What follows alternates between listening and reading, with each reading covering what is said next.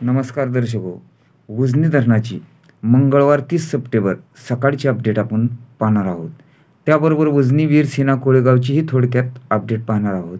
त्या अगोदर आपणास एक विनंती आहे की सातत्याने गेले 2 वर्ष आपण 18 मराठी चॅनलवर उजनी धरणाच्या बातम्या आपण देत आलो आहोत. त्यासाठी इथून पुढेही सर्वच धरणांचे अपडेट तसेच स्थानिक बातम्या व राज्यभरातील महत्त्वाच्या घडामोडी पाहण्यासाठी आता आपण चॅनेलला पहिल्यांदा सबस्क्राईब करा व बातम्यांसाठी एक लाईक करायला अजिबात विसरू नका. वीर धरणातून जो काल दुपारी 2 वाजल्यापासून 7,837 क्युसेकचा विसर्ग सुरू होता तो अद्यापही तसाच आहे.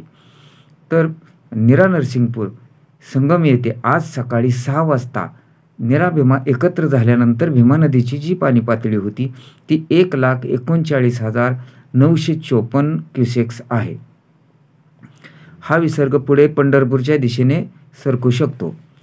तर सीना कोळेगाव धरणातून सध्या पहाटे 4 वाजता 38,000 क्युसेकचा विसर्ग सुरू आहे. हा एक दिलासा देणारी बाब आहे. विसर्ग हा इथलाही घटलेला आहे.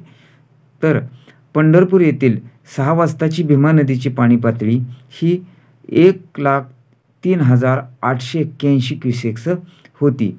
म्हणजे इथे 443.03 मीटर अशी एकूण पाणी पातळी सध्याला पंढरपुरात भीमा नदीमध्ये 6 वाजता आहे.